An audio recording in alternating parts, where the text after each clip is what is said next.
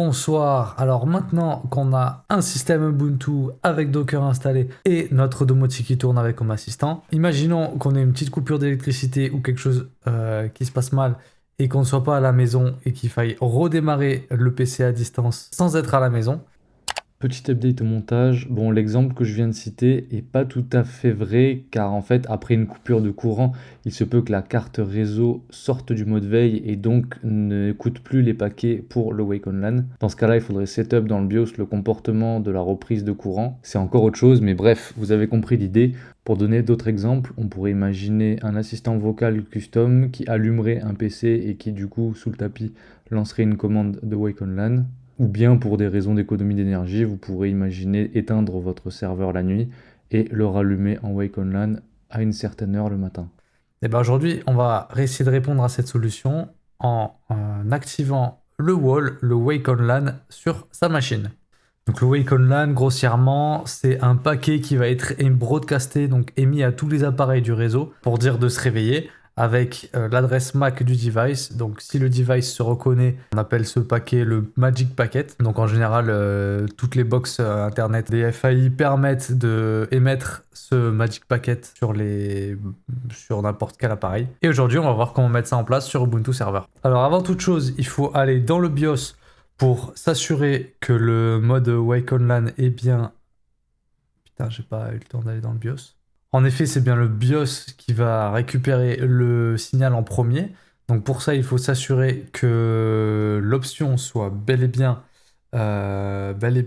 mis en place. Donc dans mon cas, je vais dans Advanced, Built-in Device Options, Wake on LAN. Donc là, moi, on voit qu'il était déjà activé. Boot to hard drive, donc on boot sur le disque dur. C'est très bien. Donc je vais laisser ça comme c'est, je vais reboot tout simplement. Suivant les cartes mères, donc encore une fois, je vous invite à aller voir la documentation de constructeur de votre carte mère ou de votre PC fabricant, enfin si c'est un Dell, HP ou quoi, afin de voir quel est le menu à accéder. Bon, si vous fouillez un peu, vous finirez toujours par le trouver. Donc je sors de mon BIOS. Je n'ai pas eu de change, donc je dis non, mais si vous avez fait des changes, dites oui. Donc une fois qu'on a fait ça, on se retrouve sur la machine en question, sur laquelle on a besoin de faire la manipulation. Donc on va avoir besoin d'installer un package qui s'appelle headtool. Donc on installe headtool. Parfait. Il était déjà installé, super. On va lister les interfaces réseau. Donc là, on voit que j'ai 3 interfaces réseau, le local, le virtuel de Docker et celle-ci, du coup, qui est mon interface réseau principale. Donc on va récupérer son identifiant, donc le ENP2S0. En général, c'est souvent ça, mais pour s'en assurer, vérifier comme ça. On va afficher les détails de cette interface avec headtool, comme ceci. Donc ici, on voit dans la config que le wake on est à la valeur D, ce qui veut dire disable, donc désactivé.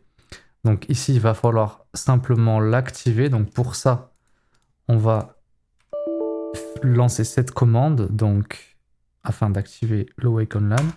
Boum. Donc ici, on peut refaire tout simplement la même chose. Et là, on voit qu'il est activé. À partir de là, lorsque vous allez éteindre votre machine, vous verrez sur les ports RJ45 qui continueront à être éclairés, c'est normal, parce que le Wake on LAN est actif, donc il y a toujours une connexion réseau. Par contre, problématique, c'est qu'au prochain reboot, cette config va être perdue. Donc il va falloir la faire à chaque redémarrage du PC. On est d'accord, c'est pas pratique. Du coup, ce qu'on va faire, c'est qu'on va créer un service systemd qui va se lancer à chaque démarrage du PC et qui va faire la manipulation qu'on vient de faire. Donc pour ça, il suffit d'exécuter cette commande pour créer un nouveau service. Donc moi je l'ai appelé wall-enable. Logique, ça tombe sous le sens.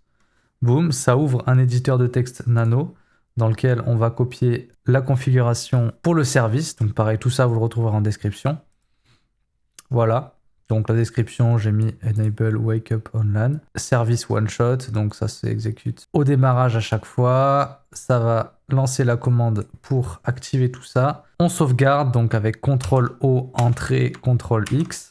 Parfait. On recharge les services système. Hop. Et on active le système qu'on vient de créer. Bam. Voilà, c'est parfait. Il a créé un petit Symlink.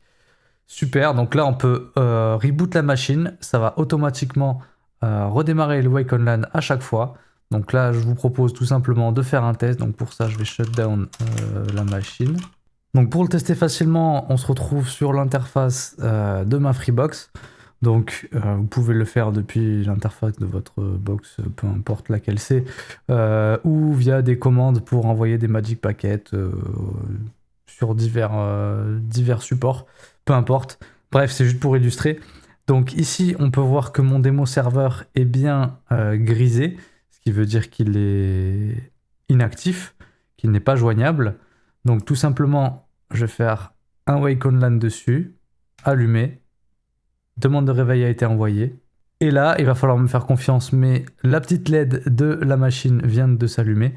On devrait le voir devenir actif sous peu. Voilà, donc il est devenu actif.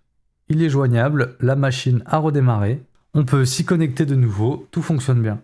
Donc voilà, c'est tout. Vous savez maintenant comment mettre en place le Wake on LAN sur votre serveur Ubuntu.